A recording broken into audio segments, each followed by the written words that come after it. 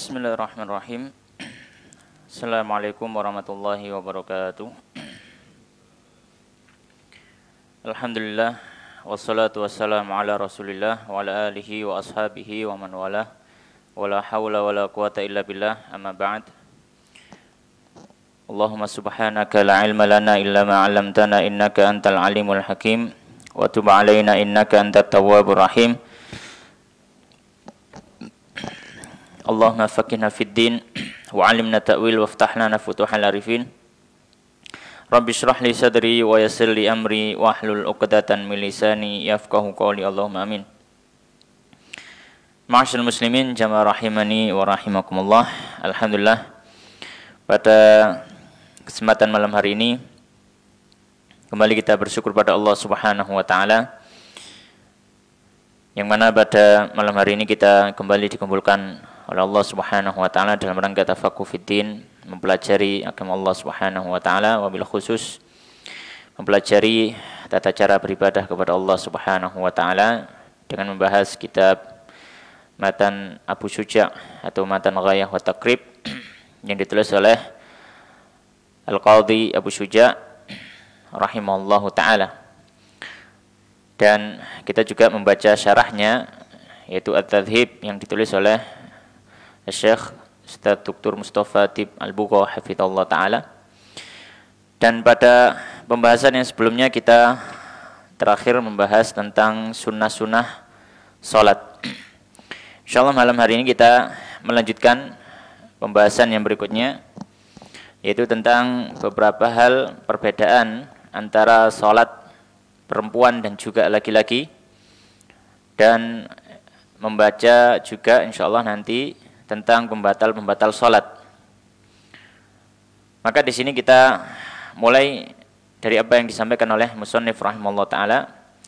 Bismillahirrahmanirrahim. Qala al-musannifu rahimahullah taala wa nafa'ana bi ilmi fid dunya wal akhirah wa dakhalahu fasiya jannatihi wa taghammadahu bi rahmati Allahumma amin. Faslun, pasal yang baru.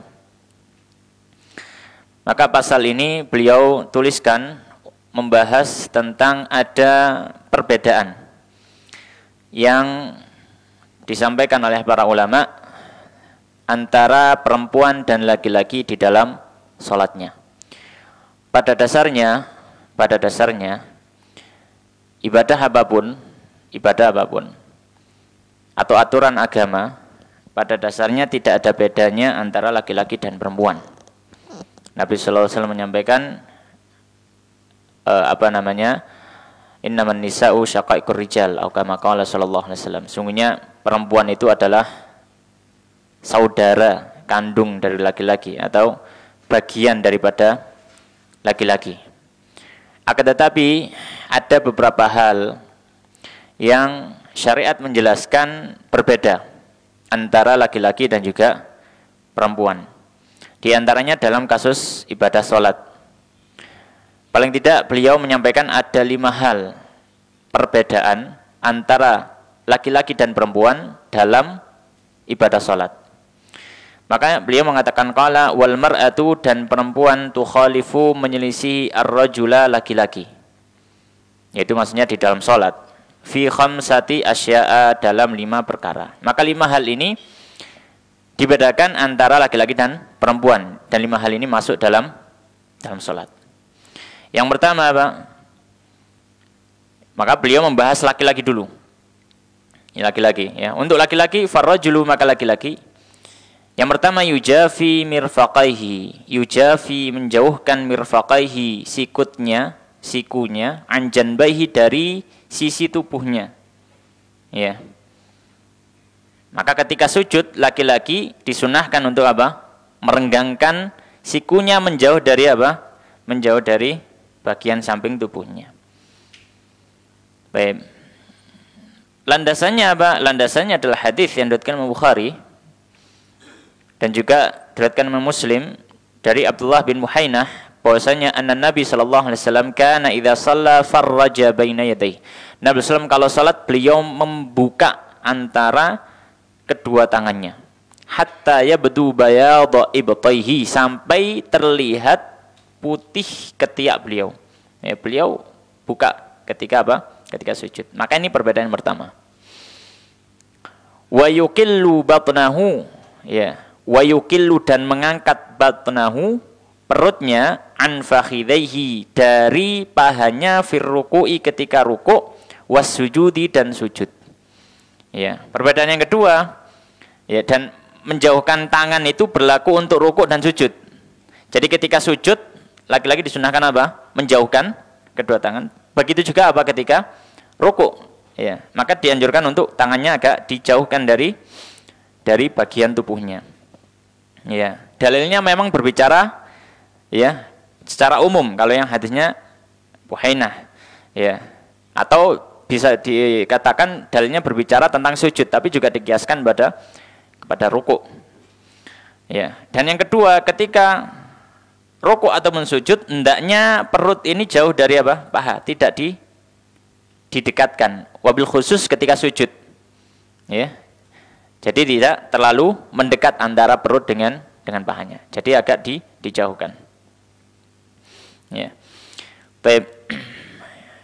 Landasannya apa? Landasannya diantaranya hadis riwayat Bukhari dan juga selainnya dari Abu Humaid As-Sa'idi, ya, yang menceritakan tentang tata cara salatnya Nabi. Di antaranya beliau mengatakan wa idza raka'a amkana yadayhi min rukbatayhi, ya. Ketika beliau rukuk maka beliau teguhkan tangannya pada lututnya, ya, beliau cengkram lututnya dengan tangan, tsumma hasara dhahrahu, meluruskan punggungnya. Meluruskan punggung berarti otomatis beliau tidak terlalu apa? Terlalu membungkuk yang mendekatkan perut kepada paha. Ya. Baik. Kemudian yang ketiga, wa yajharu fi maudhi'il jahri. Yang ketiga, laki-laki mengeraskan di waktu sholat-sholat yang keras. Mengeraskan, ya, di waktu sholat-sholat yang memang dibaca secara keras. Ya. Itu disunahkan bagi laki-laki. Karena memang secara asal hukumnya apa? Secara asal hukumnya disunahkan mengeraskan sholat yang memang waktunya keras. Dan disunahkan melirihkan suara di waktu sholat yang memang lirih suara. Ya. Maka ini hukum asal. Maka ini apa? Hukum asal. Dalilnya sudah kita bahas di sunnah-sunnah sholat. Yang keempat, wa idza nabahu syai'un. Wa idza dan apabila nabahu terjadi sesuatu, ya, terjadi sesuatu syai'un, ya, sesuatu terjadi padanya fi shalah dalam salatnya, sabbahat, laki-laki bertasbih. Ya, ketika ada suatu hal yang ingin disampaikan, yang terjadi atau mengingatkan apapun itu, pokoknya memberikan isyarat juga, maka dengan tasbih, itu laki-laki. Ya, maka dengan tasbih, ya.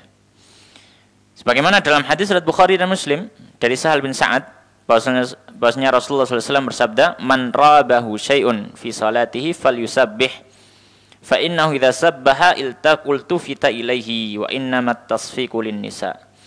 Apabila ada sesuatu yang membuatnya ragu di dalam salatnya dan dia ingin mengingatkan, ya, dia ingin mengingatkan, maka hendaknya dia bertasbih. Ya, hendaknya dia bertasbih. Ketika bertasbih maka orang-orang akan memperhatikan. Atau apabila terjadi sesuatu yang perlu dia peringatkan dalam sholatnya, maka hendaknya dia bertasbih. Maka ketika bertasbih orang akan memperhatikan. Wa innamat tasfiqu lin-nisa, sedangkan menepuk tangan itu untuk perempuan. Ya, maka dengan tasbih kalau mau mengingatkan atau mungkin memberikan isyarat. Juga termasuk dalam apa? Memberikan isyarat. Jadi bukan hanya mengingatkan saja. Ya, bukan hanya apa? Mengingatkan saja, tapi juga memberi isyarat. Yang kelima, wa auratur rajuli, yaitu masalah batas aurat. Kalau laki-laki apa? Aurat laki-laki ma baina surratihi, antara pusar wa rukbatihi, dan lututnya. Ini laki-laki. Dalilnya apa? Ya, dalilnya adalah hadis yang diriwayatkan oleh Imam Baihaqi, ya, dari sahabat Abu Ayyub Al-Ansari radhiyallahu taala anhu. Pokoknya beliau mengatakan, aku mendengar Nabi SAW bersabda, wa ma fawqa rubataini minal aurah wa ma asfala minas surrati aurah. Apa yang berada di atas lutut maka dia aurat, dan apa yang berada di bawah pusar maka dia aurat. Ya. Maka ini untuk laki-laki. Nah, perempuan ada perbedaan dari apa yang sudah disampaikan tadi. Ya, maka lawannya dari yang sudah disampaikan. Oleh karena beliau mengatakan wal mar'atu, adapun perempuan tadummu ba'daha ila ba'din. Tadummu, mengumpulkan ba'daha, sebagian tubuhnya ila ba'din, kepada sebagian yang lain. Maka yang pertama, ya, wanita ketika sholat dianjurkan tidak membuka bagian tubuhnya. Maka ketika ruku, perempuan tidak melebarkan sikunya. Ketika sujud, perempuan tidak melebarkan sikunya, tapi ditutup. Ya, tapi ditutup. Ya. Namun meskipun ditutup ini bukan berarti diletakkan di tanah sikunya, bukan ya. Karena memang kalau diletakkan di sana ada larangan. Jadi tetap diangkat tapi tidak dilebarkan meskipun sholat sendirian. Ya. Apa landasannya? Ya, landasannya satu riwayat dari dari Imam Al-Baihaqi. Ya, dari Imam Al-Baihaqi, bahwasanya Nabi SAW pernah melewati dua orang wanita yang sedang sholat. Ya. Banyak Nabi SAW pernah melewati dua orang wanita yang sedang sholat. Faqala, maka Nabi mengatakan, idza sajadtuma fadumma ba'dal lahmi ilal ard. Jika kalian berdua sujud, maka kumpulkanlah sebagian daging, maksudnya tubuhmu, ke tanah. Maksudnya saling mendekatlah, menutupilah tubuh kalian. Fa innal mar'ata laisat fi dzalika karrajul. Karena wanita dalam hal ini tidak seperti laki-laki. Ya, tidak seperti laki-laki. Ya. Maka athar ini secara marfu diriwayatkan oleh Imam Al-Baihaqi secara marfu. Akan tapi banyak para ulama yang mengatakan hadisnya dhaif. Meskipun hadisnya dhaif, ada riwayat yang lebih sahih, riwayatnya mauquf tapi tidak disebutkan di syarahnya ini. Dari sahabat Ali radhiyallahu taala anhu, dan juga beberapa sahabat yang menyampaikan bahwasanya wanita ketika sholat hendaknya tidak membuka dan mengumpulkan sebagian tubuhnya kepada sebagian yang lain. Maka ini ada athar dari sahabat diriwayatkan oleh Imam Al-Baihaqi, Imam Daruqutni, ya, dalam sunannya, ya, dan juga bisa dilihat dalam Musannaf Abdul Razak, ya, atau Musannaf Ibnu Abi Syaibah. Ya, ada athar dari sahabat. Maka ini menjadi penguat dari hadis yang marfu ini, meskipun hadis marfu ini dhaif secara rafa', ya, tidak bisa atau dinisbatkan kepada Nabi itu dhaif, akan tetapi dikuatkan dengan athar dari sahabat. Baik, ini yang pertama.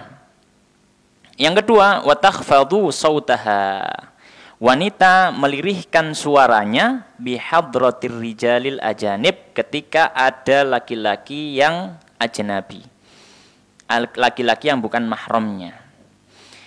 Ya, berbeda dengan hukum asalnya tadi. Bahwasanya hukum asalnya kalau sholat keras secara asal wanita secara asal dikeraskan suara nggak masalah. Sholat maghrib misalkan, sholat isya, secara asal dikeraskan suara nggak masalah. Akan tapi berbeda kasusnya kalau dia wanita dan di situ ada laki-laki yang bukan mahram. Maka yang dianjurkan adalah melirihkan suaranya, tidak dikeraskan. Ya, tidak dikeraskan. Ya, taib. Alasannya apa? Yang melandasi para fuqaha menyampaikan hal ini, alasannya dikhawatirkan akan timbul fitnah. Dikhawatirkan akan timbul fitnah, sedangkan Allah Subhanahu wa taala dalam surat Al-Ahzab menyampaikan fala takhda'na bil qawli fayatma'alladzi fi qalbihi marad. Janganlah kalian wahai para wanita, ya, mendayu-dayukan, ya, memerdukan suara. Orang baca Quran biasanya memang dibuat merdu, ya. Beda kalau ngomong biasa kan beda gitu. Ya, maka membaca Quran itu memang madhinnatu tahsini saut, ya, tempatnya orang memperbagus suara. Khawatirnya, ya, kemerduan suaranya itu didengar oleh orang ajanib, ya, yang bukan mahramnya. Khawatirnya nanti malah timbul fitnah. Ya. Tapi kalau misalkan berbicara maka ya kan bukan tempatnya memperindah suara, biasa saja kan gitu. Makanya lebih ditekankan kalau membaca Al-Qur'an. Fayatma'alladzi fi qalbihi marad, sehingga menjadi ada keinginan bagi orang yang berada di dalam hatinya penyakit. Maka para ulama, ya, menyampaikan hendaknya dihindari, disunahkan untuk dilirihkan saja supaya untuk menghindari fitnah. Ya. Baik. Kemudian perbedaan yang berikutnya, Wa idza nabaha syai'un. Kalau perempuan yang ketiga, wa idza nabaha syai'un. Dan jika terjadi sesuatu pada si wanita fi sholati dalam salatnya saffaqat, maka dia menepuk. Ya, maka dia menepuk. Dalilnya tadi yang sudah kita baca hadisnya, ya. Wa innamat tasfiqu linisa, kata Nabi sallallahu alaihi wasallam. Ya, adapun menepuk tangan maka itu bagi wanita saja. Nah, menepuk tangan bagaimana caranya? Yaitu dengan menepukkan, ya, bagian dalam telapak tangan ke punggung. Ya, jadi ketika sholat apa? Jadi seperti ini. Bukan gini. Para ulama mengatakan kalau gini dimakruhkan. Bukan punggung bagian dalam tangan ketemu bagian dalam tangan, bukan. Tapi apa? Punggung. Baik yang kanan ketemu kiri atau yang kiri ketemu kanan. Ya, jadi seperti itu. Ya, mengingatkannya seperti itu dengan menepuk. Ya. Baik. Ya. Dalilnya sudah disebutkan tadi. Kemudian masalah aurat. Ya, masalah aurat. Beliau menyampaikan qala wa jami'u badanil hurrah, dan seluruh anggota tubuh wanita merdeka auratun adalah aurat. Illa wajhaha, kecuali wajahnya, wa kaffaiha, dan telapak tangannya. Maka perbedaan berikutnya dengan laki-laki adalah masalah aurat. Auratnya perempuan di dalam sholat seluruh badan kecuali wajah dan telapak tangan. Ya, dalilnya apa? Dalilnya adalah firman Allah Subhanahu wa taala, ya, dalam surat Nur, wala yubdina zinatahunna illa ma dhahara minha. Dan janganlah para wanita itu menunjukkan, menampilkan perhiasan mereka, zinatahunna, perhiasan mereka, illa ma dhahara minha, kecuali yang biasa terlihat.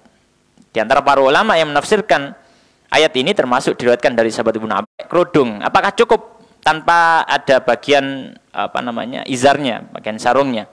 Nabi mengatakan idza kana dir'u sabiqan, kalau memang bagian terusannya itu, baju terusannya itu lebar luas, yughatti dhuhura qadamaihi, dan bisa menutup bagian telapak kakinya atau bagian kakinya.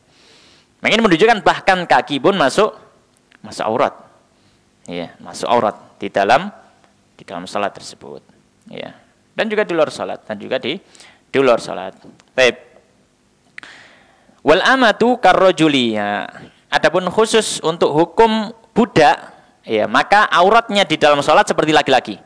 Maka budak itu kalau misalkan sholat kemudian tersingkap kerudungnya, misalkan terlihat rambutnya, maka tidak batal sholatnya. Ya, budak perempuan meskipun perempuan. Ya, nah, mungkin tidak terbayang ya di kita karena budak sudah ratusan tahun yang lalu sudah hilang, gitu ya. Ya, tapi memang budak kok bisa seperti itu ya. Ya, budak itu memang barang. Jadi jangan dibayangkan manusia bukan ini ya. Kita nggak bisa membayangkan lah karena kita tidak mengalami. Budak itu barang. Budak itu barang. Dia bisa diperjualbelikan meskipun wujudnya manusia, tapi dia dihukumi apa? Barang. Secara nilai dia barang. Meskipun secara wujud dia manusia. Ya, baik. Nah, ini perbedaan antara laki-laki dan perempuan di dalam salatnya. Baik. Berikutnya kita akan bahas tentang pembatal salat. Bismillahirrahmanirrahim. Qala al-musannif rahimallahu taala wa nafa'na bil ilmi fid dunya wal akhirah. Allahumma amin.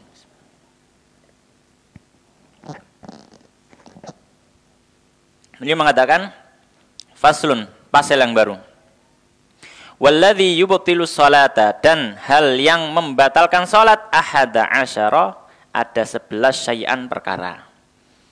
Ada 11 hal yang dengan apa ya, kalau bahasa Arab itu dengan dhamir mukhatabah, dengan kata ganti kedua, engkau gitu, mendoakan. Misalkan ada orang bersin kemudian mengucap alhamdulillah. Alhamdulillah saja nggak batal. Tapi para ulama mengatakan kalau ada orang yang mendengar alhamdulillah kemudian dia mengatakan yarhamukallah, itu dia sedang berbicara dengan orang itu. Ya. Semoga Allah memberikanmu rahmat. Ketika itu dia sudah berbicara pada manusia itu. Maka ini tidak diperbolehkan. Kecuali ada satu khitab yang boleh, apa itu? Sholawat. Ya. Sholawat kepada Nabi SAW. Ya. Taib. Maka perkataan apapun, maka ini termasuk pembatal sholat yang berhubungan dengan sifatnya pembicaraan terhadap manusia. Dalilnya apa? Dalilnya hadis ya yang diriwayatkan Imam Bukhari, Imam Muslim dan lain sebagainya dari sahabat Ibnu Mas'ud. Beliau mengatakan kunna nusallimu 'ala Nabi sallallahu wa huwa fi sholati. Ya, kami dulu mengucap salam kepada Nabi sallam ketika beliau sedang sholat. Fayaruddu alaina. Kemudian Nabi juga balas salam kita. Ini Nabi sholat, kemudian ada sahabat ini, assalamualaikum gitu. Dijawab sama Nabi, waalaikumsalam. Ini kan khitab ya, pembicaraan. Ya. Falamma raja'na min 'indin Najasyi, dan ketika kami sudah kembali dari Najasyi ya, berarti apa namanya? Ini berarti ini berlaku ketika Nabi balas salamnya sahabat ketika beliau sholat, itu sebelum hijrah pertama. Sebelum hijrah ke Habasyah. Kan sudah ada sholat ya, sudah ada sholat. Itu Nabi masih balas, ada orang lewat dibalas salam. Tapi setelah hijrah pertama itu, kata sahabat Ibnu Mas'ud, setelah kami kembali dari Najasyi, kembali apa namanya dari Habasyah, salamna alaihi falam yarudda alaina. Kami ucap salam kepada beliau, beliau diam aja. Ya. Waqala, kemudian Nabi mengatakan inna fis salati syughla. Sesungguhnya dalam salat itu sudah ada kesibukan. Dalam artian sudah sibuk dengan Allah Subhanahu wa taala, tidak boleh dipalingkan kepada manusia. Ya. Juga hadisnya Zaid bin Arqam, beliau mengatakan in kunna la natakallamu fi shalah ala ahdin nabi. Bahwasanya kami dulu biasa terkadang kami itu saling ngobrol ketika sholat. Sembahyang Allahu Akbar. Ya waduh Pak ya. Takut ini kan penggembala kan ya bagaimana. Wes panen gurung-gurmoni gitu, ngobrol di zaman Nabi ya, awal-awal orang nggak tahu, masih baru belajar gitu ya. Al ahadin Nabi, zaman Nabi sallallahu alaihi wasallam, yukallimu ahaduna sahibahu bihajatihi. Salah satu dari kami berbicara kepada orang lain, temannya itu yang di sampingnya dengan kebutuhannya. Ya. Wes mari aku utang ono aku ini utang ini misalkan. Ngobrol gitu dalam salat. Hatta nazalat, hingga turun ayat dalam salat Al-Baqarah, hafidhu 'ala salawati was salatil wusta wa qumu lillahi qanitin. Jagalah salat-salat dan jagalah salat wusta dan berdirilah untuk Allah Subhanahu wa taala dalam kondisi yang khusyuk. Maka sahabat Zaid bin Arqam mengatakan fa umirna bisukut, kami diperintah untuk diam. Ya, tidak ada yang dibaca kecuali Al-Qur'an atau zikir-zikir salat atau doa yang dipanjatkan kepada Allah Subhanahu wa taala. Maka hadis-hadis ini atau yang semakna, yang semisal juga ya, menunjukkan ya larangan dari berbicara di dalam sholat. Dan berbicara maksudnya adalah berbicara yang sifatnya pembicaraan manusia, ya, pembicaraan terhadap manusia. Ya, juga hadis yang lain, misalkan hadisnya Muawiyah bin Hakam, Rasulullah SAW mengatakan inna hadis salah la yasluhu fiha syai'un min kalamin nas. Sungguhnya salat ini tidak diperkenankan ada bagian di dalamnya dari ucapan manusia, obrolan manusia, nggak boleh. Innama huwa tasbih wa takbir wa qiraatul Quran. Sungguhnya di dalamnya hanya ada tasbih, takbir, membaca Quran, zikir-zikir salat. Ya. Makanya semua menjadi dalil yang menjadi kesepakatan para ulama. Tidak ada satu ulama pun yang mengatakan orang boleh ngobrol dalam sholat.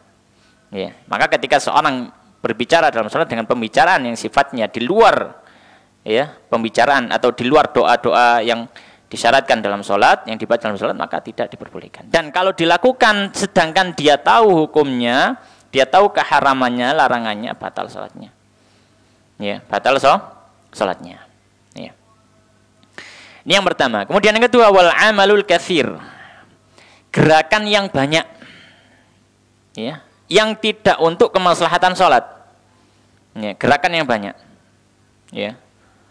Jadi sholat sambil bergerak dengan gerakan yang banyak, ya. Maka ini juga termasuk apa? Termasuk hal yang bisa membatalkan sholat. Dan para ulama memberikan batasan gerakan yang banyak ini berapa? Ya, batasannya atau catatannya adalah yang pertama dianggap banyak itu kalau dia 3 kali atau lebih. Itu jalan pertama. Yang kedua, berturut-turut. Maka kalau misalkan gerak sekali kemudian berhenti, kemudian setelah itu gerak lagi, maka ini enggak namanya berturut-turut. Maka enggak sampai membatalkan. Catatan yang ketiga, dengan anggota tubuh yang besar, tangan, kaki, ya, maka dengan anggota tubuh yang besar, melangkah misalkan, atau misalkan bergerak tangannya, ya, itu berturut-turut 3 kali, maka ini bisa membatalkan sholat, ya, membatalkan sholat. Karena 3 itu sudah batasan syariat, ya, wa thulutsu katsir kata Nabi Sallam. Sepertiga, nah sepertiga itu sudah banyak, ya, maka 3 itu sudah hitungan yang cukup banyak. Ini tadi catatannya dengan gerakan-gerakan yang besar dan berkesinambungan. Maka di sini kalau misalkan gerakannya kecil, ya, misalkan garuk pakai jari misalkan, oh enggak sampai membatalkan, ya, enggak sampai membatalkan. Atau misalkan, ya, bergerak telapak tangannya saja, ya, bergerak telapak tangannya, maka tidak membatalkan. Atau bergerak penglihatannya, ya, maka ini juga tidak membatalkan. Ya, tidak membatalkan. Atau mungkin menoleh, ya, menoleh sedikit, maka juga tidak membatalkan. Dan juga tidak termasuk membatalkan kalau gerakannya itu gerakan yang menggunakan anggota tubuh yang besar, namun tidak berkesinambungan, sekali gerak kemudian dia berhenti. Habis itu gerak lagi. Misalkan garuk misalkan kan pakai, misalkan garuknya di punggung, ya, kan harus gerak ya tangannya, maka geraknya cuma sekali, terus garuk-garuk gini. Itu kan sudah kejeda kan, jadi nggak gerak terus gitu, ya. Baik, alasannya apa, landasannya apa? Para ulama mengatakan karena sholat itu satu ibadah yang sudah ada ketentuan gerakan. Maka gerakan apapun yang sifatnya besar, maka ini bisa merusak gerakan-gerakan dari sholat yang sudah ditentukan. Ya, gerakan-gerakan sholat yang sudah ditentukan. Yang kalau dia itu maksudnya adalah di luar kemaslahatan sholat. Ya, kalau ada masalah dalam sholat misalkan dibutuhkan, makanya kalau para ulama kalau misalkan sholat khauf, sholat peperangan, ya, nggak mungkin dia cuma diem aja, tengah-tengah perang gimana diem, ya, maka dia boleh gerak, ya, memang ada kemaslahatan di situ dalam artian ya memang dibutuhkan pergerakan di situ, dan itu memang untuk menyelamatkan dirinya dan sholatnya juga. Maka boleh saja. Tapi kalau secara asal nggak ada kebutuhan dalam sholat, maka ini yang pertama para ulama mengatakan, ya, dia bisa dianggap membatalkan karena dia termasuk sesuatu yang bisa merusak pergerakan sholat yang sudah diatur. Pergerakan sholat yang sudah diatur. Ya. Dan para ulama, para fuqaha setahu kami, ya, sepakat tidak ada yang mengatakan tidak, bahwasanya pergerakan itu secara umum, ya, secara global bisa membatalkan sholat. Gerakan di luar sholat itu bisa membatalkan sholat. Hanya saja mereka mungkin berselisih tentang mungkin batasannya atau yang semisalnya. Ya. Karena itu memang sudah merusak nantinya. Ya, merusak gerakan sholat. Baik. Kemudian pembatal yang berikutnya yang ketiga, wal hadatsu, dan hadas. Ya, ada apa? Hadas. Baik hadas kecil ataupun hadas besar. Ya, misalkan di dalam sholatnya kemudian muncul hadas itu, maka batal sholatnya. Kenapa? Karena termasuk syarat sahnya sholat adalah suci dari hadas. Maka kalau hadas tiba-tiba muncul di tengah-tengah sholat, dia kehilangan syarat sah. Kalau kehilangan syarat sah, maka sholatnya tidak sah. Kita sudah bahas di awal itu, ya. Baik, kemudian berikutnya yang keempat, wahudutsun najasati, ya, keberadaan najis yang mengenai dia. Ya, ada najis yang mengenai dirinya, entah mengenai badannya langsung atau mengenai pakaiannya yang dia pakai. Ya, terkena apa? Najis. Maka ini juga apa? Membuat salatnya tidak sah. Kecuali kalau misalkan najisnya itu bisa langsung disingkirkan dari tubuhnya. Bisa langsung disingkirkan dari tubuhnya. Ya. Maka ini tidak membatalkan sholatnya, ya. Tidak membatalkan sholatnya. Misalkan najisnya ada di songkoknya misalkan, ya, misalkan sholat id, kemudian di telai manuk misalkan, songkoknya, maka langsung diuncal songkoknya, ya nggak apa-apa, lanjut aja, ya. Jadi kalau baju jelas nggak mungkin, baju batal, nggak mungkin jenengan nyopot kelambi kan, kalau baju juga nggak mungkin, ya. Kalau itu mungkin bisa dibayangkan kalau kenanya disongkok gitu, ya, disongkok, atau mungkin disurban gitu, ya, masih bisa dilepas lah, masih bisa dilepas. Nah, alasannya apa? Yang pertama, karena memang suci dari najis itu juga syarat sah. Itu yang pertama. Yang kedua, peristiwa yang terjadi pada Nabi ketika Nabi sholat tiba-tiba buang sandal. Para sahabat ikut buang sandal. Ketika Nabi selesai sholat, beliau mengatakan, "Lu kenapa kalian buangi sandal pas sholat?" Kita semua lihat jenengan buang sandal, ya ikut buang aja. Lu gak ngerti alasannya kok melo-melo gitu. Kata Nabi, di sandal saya tadi dikasih tahu Jibril ada adza, fihi adza. Ada kotoran, maksudnya kotoran ada najis. Maka saya buang langsung. Ya, dan Nabi melanjutkan sholatnya, beliau tidak membatalkan, beliau lanjut.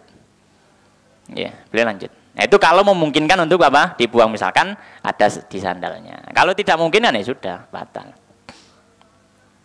Baik. Pembatalan berikutnya, beliau mengatakan qala wan kisyaful aurati, dan terbukanya aurat. Ini juga pembatal salat. Ya, pembatal salat. Alasannya apa? Alasannya jelas, karena termasuk syarat sah salat menutupi aurat. Nah, kalau syarat sahnya salat hilang di tengah salat, ya salatnya tidak sah. Ya, dan aurat tadi sudah kita singgung. Ya, aurat sudah kita singgung. Baik, pembatal berikutnya wa taghyirun niyati, dan merubah niat. Maksudnya merubah niat ini apa? Merubah niat ini adalah dia sudah berniat untuk membatalkan sholatnya. Dia berniat untuk membatalkan sholatnya. Ya, namanya sudah bilang, tak batalkan sholatnya. Belum putar balik sudah batal sudah. Dia nggak gerak apa-apa, cuma niat saja sudah batal karena sudah membatalkan sholatnya sendiri. Loh, kok bisa? Belum gerak apa-apa kok sudah batal? Iya, selama dia sudah niat. Innamal a'malu binniyat. Ini, sudah niat membatalkan salat, sudah batal. Ini, sudah apa? Sudah batal. Ini, maka perubahan yang terjadi pada niat, maka ini bisa membatalkan salat. Maksudnya perubahan yang terjadi yang mempengaruhi kelanjutan salat itu atau tidak. Termasuk para ulama memberikan catatan, misalkan apa? Termasuk yang merubah salat adalah dia menggantungkan batalnya salat pada suatu hal. Ya, misalkan sholat di rumah, ya pintunya dikunci semua karena khawatir ada maling atau apa. Tapi ketika dia sholat, dia berniat, nanti kalau istri saya pulang misalkan, tak buka ilawangi misalkan. Ini sudah nggak sah, sudah batal sholatnya. Ini sudah batal. Karena dia menggantungkan membatal sholat pada sesuatu itu. Ya. Dan sesuatu itu tidak tahu terjadi kapannya. Dan ini menafikan apa? Termasuk syarat sahnya niat, karena niat punya aturan juga. Apa syarat sahnya niat atau syaratnya niat? Syaratnya niat adalah kepastian. Syaratnya niat adalah apa? Kepastian. Soalnya kalau nggak pasti, itu berarti orang nggak niat. Kalau nggak pasti, karena dia memiliki keraguan-keraguan. Iya, jadi nggak. Itu kan namanya belum niat kan? Nggak niat. Maka syaratnya niat harus pasti, saya harus lakukan, saya harus sholat ini sampai selesai, gitu. Nah, kalau dia sambungkan dengan saya nanti batalkan kalau istri saya, loh, datangnya kapan? Iya, kalau misalkan datang pas setelah sholat itu selesai. Kalau pas di tengah-tengah sholat, berarti kita apa? Membatalkan sholat kita lah. Ya, makanya sudah batal ketika itu. Ya, karena kita sudah ragu-ragu sendiri dalam sholat kita. Baik, berikutnya. Membatal sholat berikutnya, qala wastidbarul kiblati, dan berpaling dari kiblat.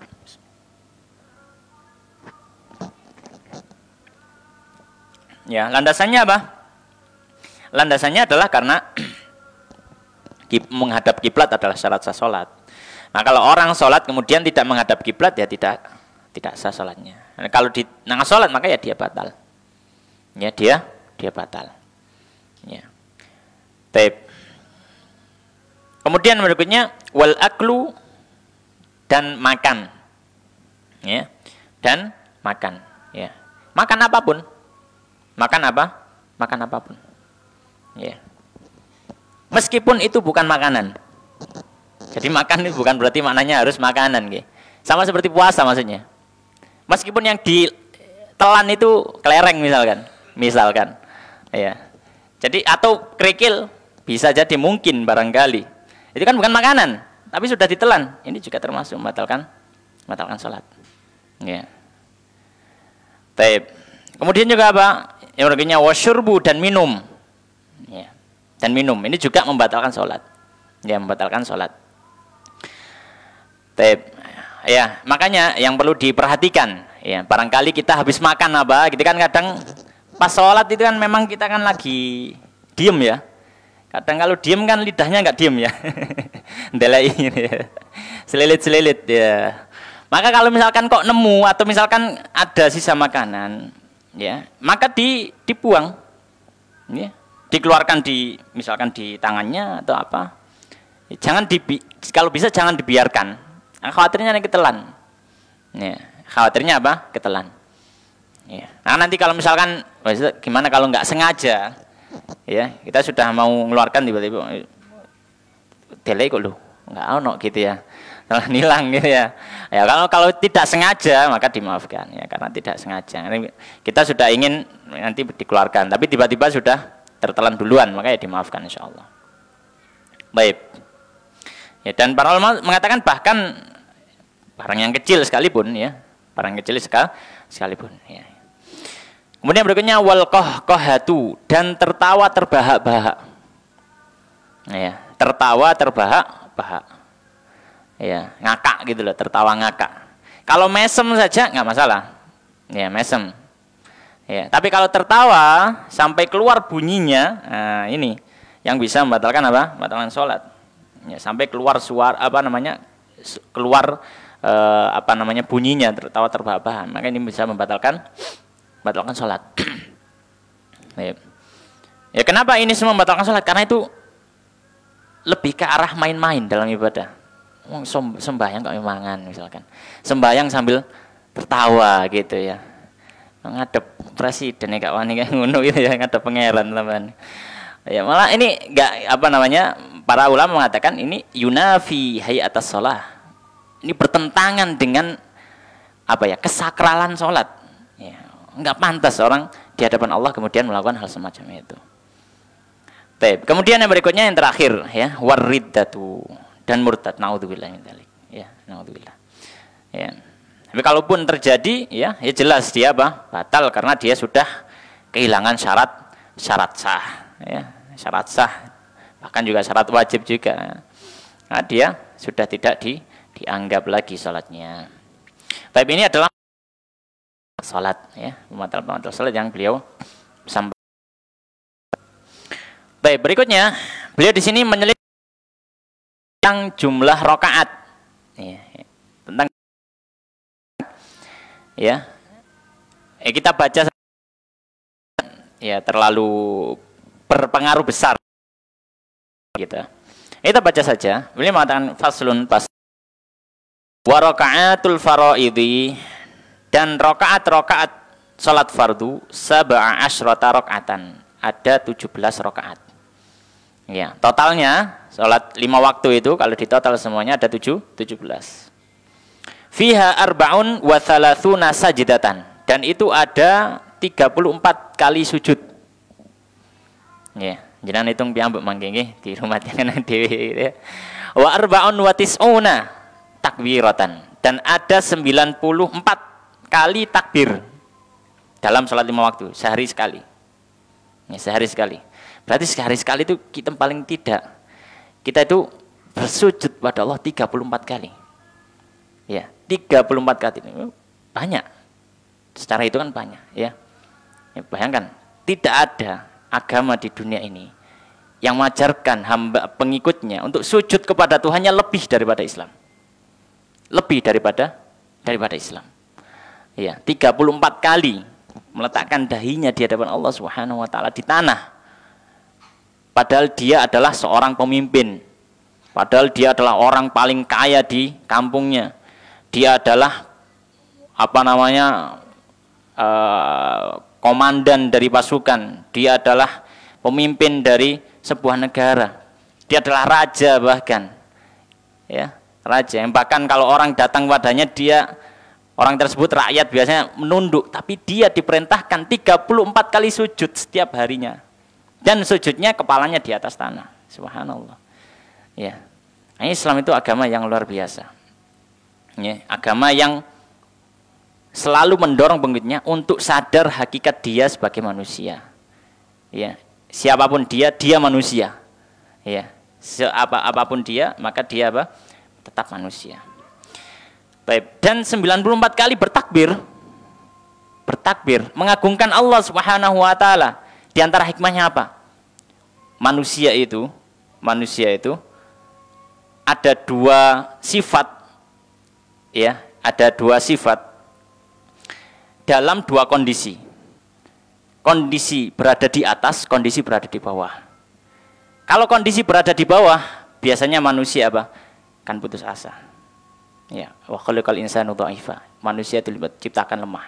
Kalau sudah di titik terendah, dia putus asa. Ya. Kayak Gus kudu bunuh diri ya kan gitu. Di titik terendah biasanya manusia gitu. Kalau sudah enggak kenal Allah gitu. Tapi kalau berada di titik tertinggi biasanya apa? Sombong. Melinti gitu ya. Ya, sombong. Ya, kalau di titik terendah sepertinya dia itu kayak enggak layak hidup. Kalau di titik tertinggi seolah-olah dia sendiri yang layak hidup. Soalnya enggak pantas. Maka dalam kondisi ini kita diperintahkan untuk takbir 94 kali. Ya. Untuk menyadarkan kita setinggi apapun kita tidak akan mampu lebih tinggi dari pencipta alam semesta. Ya.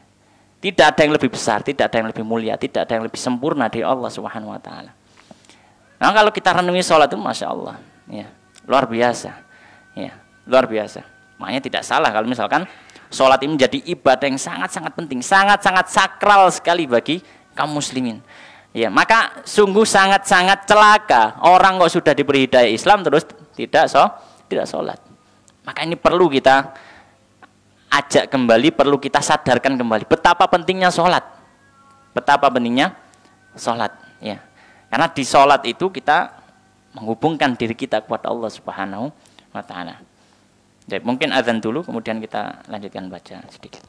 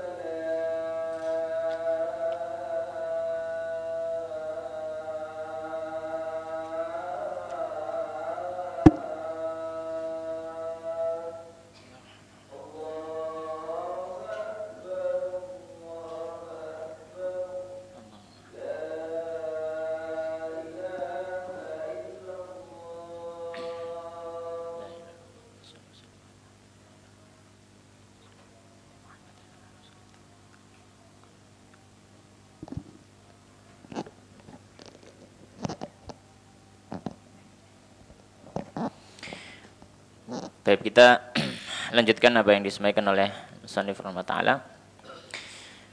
Beliau mengatakan qala al-musannif rahimallahu taala faslun wa raka'atul faraidhi 17 raka'atan. Jumlah rakaat dalam salat fardu ada 17 rakaat. Fiha 34 sajdatan. Di dalamnya ada 34 kali sujud. Wa 94 takbirah, dan ada 94 kali bertakbir mengagungkan Allah Subhanahu wa taala.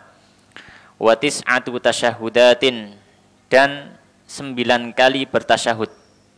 Ya, tasyahud itu mempersaksikan bahwasanya tiada sembahan yang secara benar diibadahi kecuali Allah Subhanahu wa taala, dan mempersaksikan bahwasanya Nabi Muhammad sallallahu alaihi wasallam adalah utusan Allah, hamba dan utusannya. Maka 9 kali minimal 9 kali kita mempersaksikan hal tersebut untuk meneguhkan keyakinan kita, menguatkan keyakinan kita, ya, untuk menyadarkan kita siapa Tuhan kita dan siapa Nabi kita. Kemudian hendaknya juga seorang muslim menyadari konsekuensi dari itu semua. Ketika kita sudah bersyahadat, asyhadu alla ilaha illallah, kita hanya menyembah hanya kepada Allah Subhanahu wa taala, memberikan seluruh ibadah kita hanya kepada Allah. Ya. Maka ibadah apapun itu, baik ibadah fisik ataupun ibadah hati, jangan diberikan hanya kepada atau jangan diberikan kecuali hanya kepada Allah Subhanahu wa taala. Padahal kita sudah bersaksi tiada sembahan kecuali Allah. Terus kok kita menyerahkan ibadah kita kepada selain Allah? Ya, maka ini adalah satu kelalaian yang besar. Ya, padahal kita sudah 9 kali minimal mempersaksikan hal tersebut. Ya. Dan sayangnya sebagian kaum muslimin ada yang tidak menyadari hal tersebut. Ya, masih banyak ya melakukan kesyirikan, baik syirik besar naudzubillah atau syirik-syirik kecil. Ya. Wabil khusus kalau masalah ibadah hati. Ya, wabil khusus masalah riya, sum'ah. Nabi SAW mengatakan akhwafu ma akhafu alaikum asyirkul asghar. Yang paling aku takutkan pada kalian adalah syirik kecil.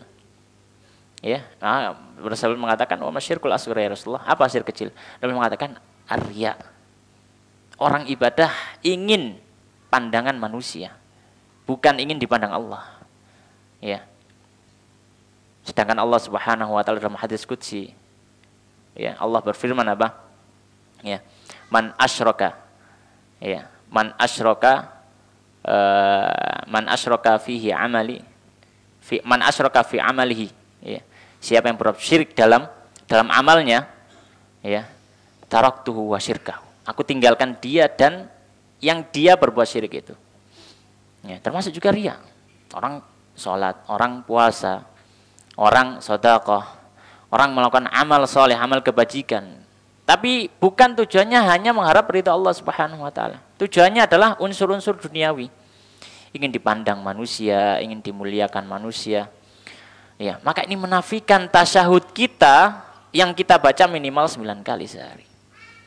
Dan juga mengingatkan kita tentang hakikat kita dalam beragama ini adalah mewarisi apa yang ditinggalkan oleh Nabi sallallahu alaihi wasallam. Nabi mengatakan taraktu fikum amrain lan tadillu ma tamassaktum bihima. Aku tinggalkan bagi kalian 2 perkara. Kalau kalian berpegang teguh dengan itu, dengan pemahaman yang benar, kalian tidak akan tersesat. Meskipun manusia ngomong A, B, C macam-macam, selama kalian berpegang teguh dengan itu, tidak akan tersesat. Kitabullah wa sunnati, kata Nabi sallallahu alaihi wasallam. Al-Qur'an dan juga sunnah-sunnah Nabi sallallahu alaihi wasallam. Tentu dengan pemahaman yang besar, yang benar, yang difahami oleh para ulama-ulama Islam yang besar, para ulama salaf. Ya, dan orang-orang yang mengikuti mereka dalam pemahaman yang benar. Ya, bukan dengan pemahaman-pemahaman sendiri. Kesesatan yang terjadi itu banyak karena mispemahaman. Ya, semuanya kesesatan apapun itu, bahkan firqah-firqah besar, mau Syiah, Khawarij, Murji'ah, Qadariyah, ya Jabariyah, pokoknya firqah-firqah pokok lah, firqah-firqah inti, ya, belum peranakannya kan lebih banyak. Semuanya punya dalil. Siapa punya dalil? Semuanya punya dalil. Ya, tapi mereka itu salah dalam memahami dalil itu. Ya, mereka tidak mengikuti pemahaman dalil sebagaimana difahami oleh para sahabat, para tabi'in, para ulama-ulama Islam yang mengikuti mereka. Ya. Mereka memahami dengan semaunya sendiri. Ya, seenaknya sendiri. Maka ini yang menyebabkan apa? Kerusakan itu. Maka ketika kita beragama, kok kita tidak ya merujuk kepada Nabi Shallallahu Alaihi Wasallam dengan pemahaman disampaikan oleh para ulama-ulama Islam, ya, maka dikhawatirkan ini bertentangan dengan tasyahud kita yang setiap hari minimal 9 kali kita baca. Wa asyru taslimat, dan 10 kali mengucap salam. Ya. 10 kali mengucap salam. Ya. Ya. Maka ini memberikan isyarat, hikmahnya apa? Ya, hikmahnya bahwasanya apa namanya? Salat ditutup dengan salam. Kita menginginkan di akhir kehidupan kita mendapatkan keselamatan dari Allah Subhanahu wa taala. Ya. Dan itu adalah salam adalah atau keselamatan adalah tujuan kita. Dalam hidup ini tujuan kita selamat dari azab Allah Subhanahu wa taala. Maka kita sholat, kita beribadah, yang mana ibadah ini bisa kita lakukan di dunia, ditutup dengan salam. Dengan harapan apa? Dengan harapan kita diselamatkan dari api Allah, dari api neraka yang sudah disiapkan oleh Allah Subhanahu wa taala. Ya, dari murkanya Allah, kita selamat dari itu semua. Wa mi'atun wa thalathun wa khamsuna tasbihah, dan 153 kali bertasbih. Subhana rabbil azim, subhana rabbil a'la. Itu 153 kali. Minimal dalam sehari semalam. Ya, bayangkan 153 kali. Kita bertasbih memuji Allah Subhanahu wa taala. Berarti ini yang paling banyak. Jadi yang paling banyak itu kita memuji Allah Subhanahu wa taala. Ya. Kenapa? Yang pertama karena Allah satu-satunya zat yang layak dipuji dengan segala macam pujian. Ya. Dan yang kedua, karena memang Allah Subhanahu wa taala layak dipuji ketika kita mendapatkan berbagai macam kenikmatan yang tidak ada batasnya. Ya, yang tidak ada batasnya. Ya, kenikmatan Allah tidak bisa dibatasi oleh kita. Ya, kita mencoba menghitung tidak akan mampu. Ya. Sedetail apapun kita berusaha menghitung, dinaskan oleh Quran, sedetail apapun kita berusaha menghitung, tidak akan bisa tembus sampai total jumlah keseluruhan nikmat Allah. Sedetail apapun, dengan alat paling canggih apapun. Ya. Wa in ta'uddu ni'matallahi la tuhsuha. Kalau kalian mencoba menghitung nikmat, kalian tidak akan mampu untuk menghitung. Itu sudah dipastikan. Ya. Maka manusia yang diberikan kenikmatan yang tidak terhitung ini hanya diperintahkan untuk 153 kali bertasbih. Iku kok eje arasen. Kok kebacut kan gitu ya. Manusia itu memang seperti itu. Ya, 5 kali sehari untuk sholat. Itu loh masih ada yang bolong-bolong, Masya Allah. Sedangkan kita yang diberi anggota tubuh apa? Gratis, gak pernah dimintai pajak ya. Enten sing dipajaki tangan nih. Bayar nang sapa itu ya. Gak ada. Ya, subhanallah. Tapi apa? Kadang manusia gitu. Manusia apa? Banyak lalainya. Baik, kemudian beliau mengatakan qala wa jumlatul arkani fi shalah, dan keseluruhan rukun fi shalah dalam salat, dari rukun yang sudah kita bahas, yang kita baca, mi'atun wa sittatun wa ishrun, ada 100 ya 26 rukun. Fi subhi 30 ruknan, dalam salat subuh ada 30 rukun. Wa fil maghrib itsnan wa arba'una ruknan, dalam salat maghrib ada 42 rukun. Fi rubaiyati arba'atun wa khamsuna ruknan, dalam salat yang 4 rakaat ada 54 rukun. Ya, maka ini jumlah rukun-rukun dalam salat. Kemudian di akhir beliau membahas tentang orang yang tidak mampu salat dengan berdiri. Kita sudah bahas sebelumnya, di antara rukun salat adalah berdiri bagi yang mampu. Berdiri bagi yang mampu. Namun syariat Islam ini memberikan keringanan dalam beberapa kondisi. Kalau memang manusia tidak mampu melakukannya, syariat Islam mempersiapkan pengganti keringanan dari apa yang harusnya diwajibkan, yang dibahasakan oleh para fuqaha dengan istilah rukhsah, keringanan. Keringanan ini namanya keringanan baru dikeluarkan kalau memang orang itu layak diberi keringanan. Ya. Maka tidak boleh orang ujuk-ujuk ngambil keringanan padahal dia tidak memiliki alasan untuk mengambil itu. Ya, untuk mengambil itu tidak ada alasan untuk mengambil itu. Ya, baik. Maka di antara keringanan yang diberikan adalah ketika orang tidak mampu sholat dengan berdiri. Hukum asalnya orang sholat harus berdiri. Ya, kalau itu sholat wajib, karena dia rukun dalam sholat wajib. Maka beliau mengatakan qala wa man ajaza, dan siapa yang tidak mampu anil qiyami, dari berdiri fil faridati dalam sholat fardu. Ya, maka di sini tidak masuk kalau sholat sunnah. Karena kita sudah sampaikan sholat sunnah secara asal orang mampu berdiri pun boleh duduk, tapi ngurangi pahala. Maka ini berlaku untuk sholat fardu. Orang yang tidak mampu berdiri dalam sholat fardu. Batas tidak mampu ini apa? Para ulama ya ada yang mengartikan termasuk yang sudah dihukumi tidak mampu adalah ketika dia memaksa berdiri akan timbul rasa berat dalam dirinya yang bisa mengganggu kekhusyuannya dalam sholat. Misalkan kepalanya pusing yang lumayan gitu ya, sehingga dia nggak bisa konsentrasi lagi, maka itu sudah mengganggu konsentrasi sholat, itu sudah termasuk ketidakmampuan. Ya, sudah termasuk ketidakmampuan. Atau mungkin secara asal memang dia tidak bisa sama sekali, ya, karena mungkin dia lumpuh atau apa, sudah nggak bisa sama sekali.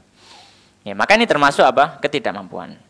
Ya, adapun sesuatu yang sifatnya ringan, yang dia kalau berdiri sebenarnya masih kuat, maka nggak boleh duduk. Nggak boleh duduk. Ya. Baik, maka siapa yang tidak mampu berdiri, sholat jalisan, dia boleh sholat dengan duduk. Ya, dia boleh sholat dengan dengan duduk. Baik. Nah, duduk ini ya boleh apa saja, ya boleh duduk di bawah, ya kalau duduk di bawah boleh dengan duduk yang paling afdol ya dengan duduk di iftirash, ya, boleh juga dengan tawaruk, boleh juga dengan tarobuk, bersila juga boleh, ya. Waktu berdirinya, tapi kan nanti kalau duduk di antara dua sujud tetap iftirash. Ya, atau mungkin duduk di atas kursi juga boleh, ya. Diperbolehkan. Waman ajaza anil julus, ya. Siapa yang tidak mampu dari duduk, ya. Makanya tidak mampu sholat dengan duduk, dia berdiri nggak mampu suruh duduk, duduk tidak mampu, sholat muttaji'an, maka dia sholat sambil berbaring miring. Ya, jadi bukan langsung berbaring telentang, tidak. Tapi diupayakan bisa miring dulu enggak, gitu. Karena memang dalam nas hadis itu yang disebut muttaji'an. Ya, muttaji' itu berbaring miring. Ya, ittija' itu. Ya, baru kalau misalkan tidak mampu ittija', tidak mampu berbaring miring, baru dia terlentang. Ya, baru dia terlentang. Tapi apa landasan dari ini semua? Landasannya adalah hadis Imran bin Husain. Ya, di mana Nabi SAW mengatakan kepada Imran bin Husain ketika beliau ini sakit, ya. Beliau mengatakan sholli qa'iman, kamu sholat dengan berdiri, upayakan berdiri dulu. Fa illam tastati, dan jika kamu tidak mampu, faqa'idan, baru kamu bisa duduk. Kalau nggak mampu memang. Fa in lam tastati, dan kamu kalau tidak mampu juga duduk, fa'ala janbin, maka di atas bagian samping tubuhmu, yaitu ittija' tadi. Ya, salat miring tadi. Nah, baru kalau tidak mampu mustalqiyan boleh dengan apa? Berbaring terlentang. Ya, maka ini yang disampaikan oleh para fuqaha. Demikian yang bisa kita bahas pada kesempatan malam hari ini. Insyaallah pembahasan berikutnya tentang sujud sahwi dan juga tentang beberapa waktu sholat. Nah, ada pertanyaan nggih? Oh nggih, monggo jenengan. Nggih.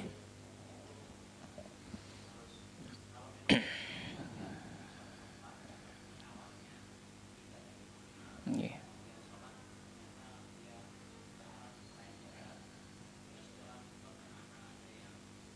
Ngasih tahu nggih.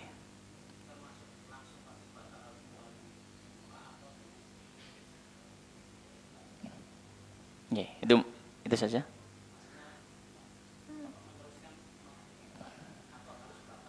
Mengulangi darah, nggih. Untuk orang yang sholat di tempat yang baru ya, yang dia tidak tahu arah kiblat biasanya, maka yang perlu dilakukan pertama kali dia berusaha dulu memperkirakan. Dia berusaha dulu memperkirakan. Ya, nggak boleh sujud langsung sembahyang ini gitu. Tapi dia harus cari coba mencari perkirakan. Nah, kayaknya ini saya tadi datang dari sana itu dari arah barat. berarti ngadep ke sana, arah datangnya bis misalkan, diperkirakan gitu. Ya, maka harus berkan dulu. Ya. Jadi nggak boleh orang sholat langsung sholat gitu, enggak. Tapi harus mencari perkiraan dulu kiblat kemana. Nah, kalau sudah mencari perkiraan kiblat arah mana, ternyata kita salah. Gitu kan? Berarti ini salah dalam berijtihad. Ya. Ada orang yang kemudian melihat kita sholat, kemudian dikasih tahu di samping kita, Mas sampai minger ngiwo misalkan gitu, kiblatnya lang ngiwo misalkan. Ya, atau yang semisalnya, atau kita disuruh ke kanan, hadap kanan. Nah, maka kita tahu ya, kemungkinan besar orang itu orang sini. Maka apa yang dilakukan? Maka para ulama mengatakan dia lanjutkan sholat dan dia langsung menggeser posisi. Dia tidak perlu apa? Membatalkan. Ya, loh, terus tadi sholatnya gimana? Sholatnya tetap sah. Ya, sholatnya tetap sah. Karena dia sudah berusaha untuk mencari arah kiblat. Ya, sudah berusaha untuk mencari arah kiblat. Berbeda halnya kalau dia nggak berusaha sama sekali, dia sudah sholat langsung gitu aja. Ya, maka ini ya secara asal dia tidak sah, karena dia tidak ada usaha untuk mencari arah kiblat. Sedangkan arah kiblat itu adalah syarat sah. Yang nggak ada usaha sama sekali. Ya, nah kalau sudah ada usaha, maka ya sudah, Allah Subhanahu Wa Taala menghargai usaha itu. La yukallifullahu nafsan illa usaha. Kalau misalkan sudah nggak bisa, makanya para ulama bahkan dalam pembahasan ini, para ulama mengatakan kalau misalkan 4 kali berubah ijtihadnya misalkan, ya dalam 4 rakaat, makanya para ulama membuat satu tebak-tebakan fikih. Ada orang sholat 4 rakaat ke 4 arah yang berbeda, karena setiap rakaat apa? Perkiranya salah. Iya kayak sini. Salah lagi, rakaat ketiga salah muter ini. Rakaat keempat akhirnya maka para ulama mengatakan boleh selama dia memang berijtihad, bukan main-main ini. Bukan main-main terus kayak enggak. Tapi ini para ulama mengatakan selama dia memang berijtihad, dia bersungguh-sungguh. Fattaqullaha mastata'tum. Ya. Jadi ya tetap jadi ngoten nggih. Jadi dia tidak perlu membatalkan salatnya. Nggih, monggo. Nggih.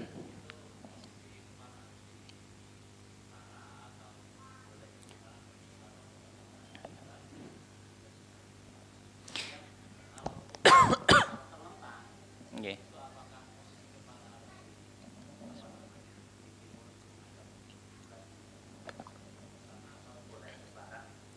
Nggih. Baik, untuk mutajian dulu ya. Untuk mutajian,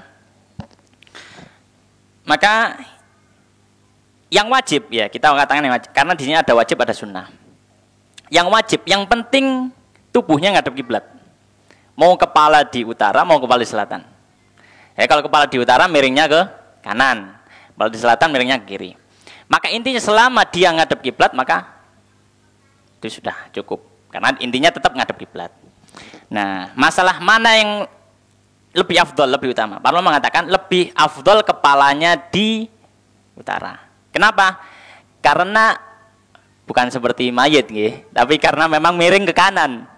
Nabi Shallallahu Alaihi Wasallam ketika tidur beliau lebih utama miring, bukan karena mayit ini, dasi nanglor, bukan dasi nanglor sebenarnya. Jadi miring ke kanannya itu, intinya miring ke kanannya itu.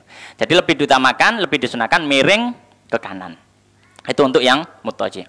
Kalau untuk yang istilqa atau yang terlentang, ya maka di sini yang wajib yang dianggap menghadap kiblat adalah kedua kakinya, akhmasain. Jadi kedua telapak kakinya ini, ya kedua telapak kakinya. Ya kalau bisa memang wajahnya agak bisa diangkat kalau bisa. Tapi kalau nggak bisa cukup telapak kakinya. Maka selama telapak kakinya menghadap kiblat maka sudah cukup. Ya, jadi ya kepala agak ya ke arah timur gitu ya, ke arah timur ngoten. Tetap menghadap kiblat selama tidak ada sesuatu yang menggugurkan tetap wajib dilakukan. Wonten malih. Sampun. Oh nggih, monggo. Nggih.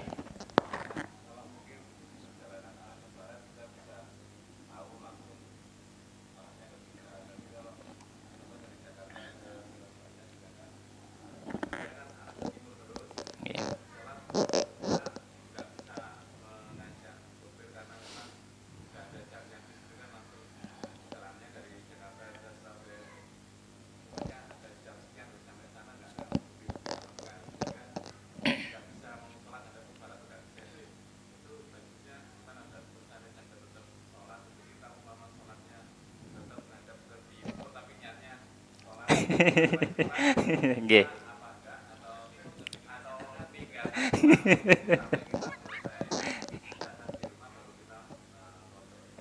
Nggih. Nggih. Nah, kalau memang sholat wajib itu tidak mampu dilaksanakan di atas kendaraan dengan memenuhi seluruh syarat dan rukunnya, ya, maka kita perkirakan dulu apakah mungkin dilaksanakan ketika kita turun. Kalau misalkan tidak mungkin karena memang perkiraan turun ini sudah habis waktunya, maka yang kita lakukan yang pertama, kita sholat di tempat itu semampu kita, semampu kita. Meskipun ada syarat sah yang tidak terpenuhi atau mungkin ada rukun yang tidak terpenuhi, kita tetap sholat semampunya sebagai tanggung jawab kita. Ya, pernah saya singgung juga, jangan sampai ada satu waktu sholat kita nggak sholat sebagai tanggung jawab. Paling nggak, ya naudzubillah, kalau misalkan jaga nih Allah tidak umur kita sampai keluar waktu sholat itu, kita sudah punya hujah dari Allah. Kita sudah bertakwa kepada Allah semampu kita. Tapi tetap kalau ternyata ditakdirkan Allah umur kita panjang, turun, ya kita ngulangi. Ulangi sholat. Karena sholat yang kita lakukan tadi itu bukan untuk menggugurkan kewajiban. Kita sebenarnya masih wajib sholat, tapi untuk menghormati waktu sholat. Dibahasakan oleh para ulama, lihormatil waqt, menghormati waktu. Jangan sampai ada waktu sholat masuk, kita muslim terus gak sholat sama sekali sampai waktu itu habis. Jangan sampai. Kecuali kalau jamak, ya, mungkin kan kalau jamak, ya, jamak. Makanya dia laksanakan semampunya. Nanti ketika turun dan dia bisa melaksanakan secara normal, memenuhi syarat sah dan rukunnya, maka diulang sholat itu. Maka diulang sholat itu. Walaupun sudah lewat waktunya. Karena sholat yang tadi memang bukan untuk menggugurkan kewajiban, tapi untuk tanggung jawab kita terhadap waktu sholat itu. Gitu. Jadi diulang ngoten. Allah Ta'ala alam nggih. Monggo, Pak nggih.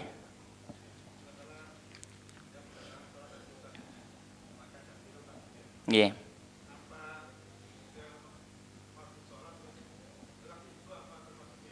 Oh nggih. Nggih, ngelek itu apakah termasuk minum? Minum napa mboten kira-kira? Ngombe itu ya, mboten nggih. Kalau misalkan itu memang berasal dari bagian asal dalam mulut, maka dia tidak membatalkan sholat. Ya, intinya di sini sama seperti puasa. Puasa itu kalau misalkan dia menelan sesuatu yang memang itu tempatnya adalah di dalam mulut, maka dia tidak masalah. Ya, misalkan liur enggak masalah. Tapi kalau dia menelan sesuatu yang sifatnya dia itu eksternal, bukan tempatnya di dalam mulut, tiba-tiba ada di mulut, nah itu baru yang disebut makan. Nggih, yang disebut makan. Meskipun bukan makanan. Tadi ngoten nggih. Oh nggih, nggih.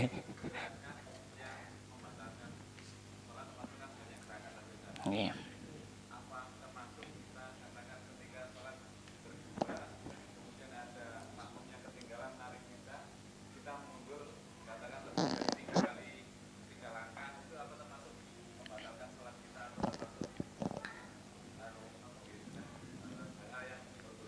Nggih.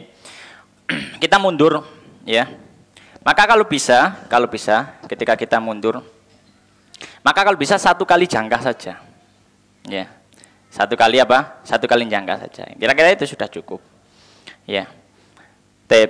Nah, kemudian kalau misalkan sampai 3 kali jangkah dan itu berkelanjutan, ya, dan itu berkelanjutan. Wallahu ta'ala alam, maka ini bisa membatalkan sholat. Kalau berkelanjutan sampai jalan gitu loh. Jadi kan 1, 2, 3 mundur 3 kali. Nah, ini bisa membatalkan. Nah, maka solusinya apa? Kalau mau mundur memang agak jauh, maka mundur sekali, kemudian berhenti dulu. Kalau memang dikira kok makmumnya agak belakang, ya, baru mundur lagi. Jadi jangan langsung gerak kayak jalan gitu. Jadi kayak kita sudah nggak sholat gitu. Ketika orang gerak 3 jangkah itu kan sudah kayak orang ini nggak sholat. Gitu. Orang yang sekilas ngelihat itu loh, kan sudah nggak sholat kan. Jadi ya selayaknya apa?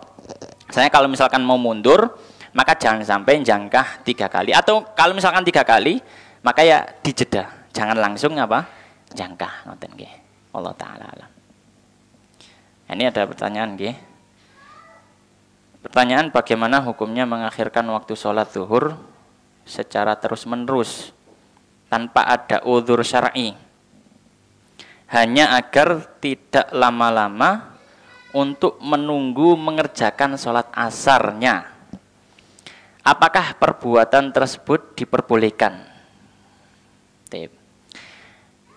Dalam agama Islam, ya dalam agama Islam itu lengkap nggih.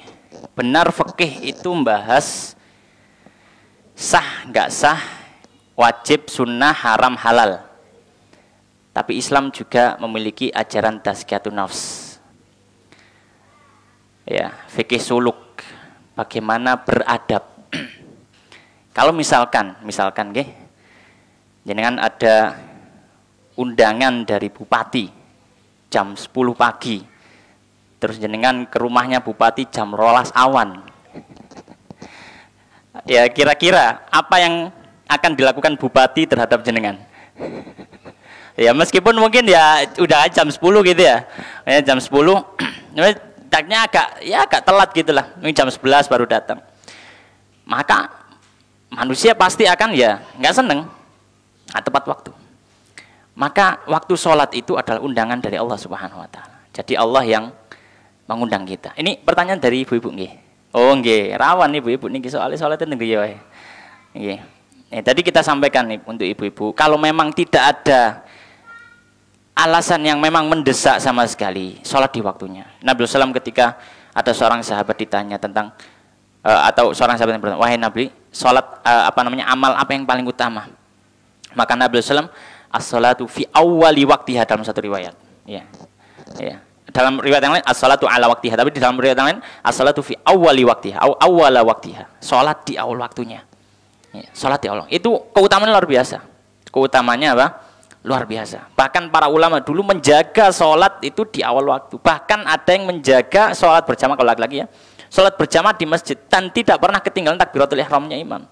Itu upaya para ulama untuk beradab pada Allah Subhanahu Wa Taala. Kalau kita jawab, ya apakah perbuatan tersebut diperbolehkan? Secara fikih ya tetap sah-sah saja selama tidak keluar dari waktu sholat. Ya, tidak selama tidak keluar. Tapi kita punya adab pada Allah Subhanahu Wa Taala. Ya, jadi kita bukan ketika belajar fikih itu yang perlu kita garis bawahi juga. Banyak yang belajar fikih ketika kita sudah tahu ilmu fikih gitu ya. Itu kadang kita itu coba ngakal-ngakali. Nah, ini yang tidak. Ya, kita coba ngakal-ngakali.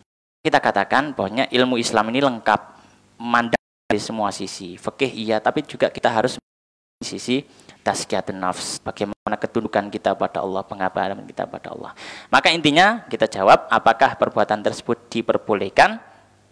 Memang secara asal ya tetap diperbolehkan saja, namun tidak layak bagi seorang muslim untuk melakukannya. Ya, tidak layak seorang muslim melakukannya, karena memang orang muslim berusaha untuk mengamalkan yang paling utama dari amalannya.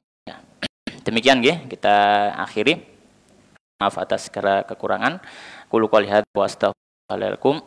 Kita akhiri dengan doa kafaratul majelis. Subhanakallah wa bihamdika, asyhadu an la ilaha illa anta, astaghfiruka wa akhiru, alhamdulillahirabbil alamin, wallahu a'lam. Assalamualaikum warahmatullahi wabarakatuh.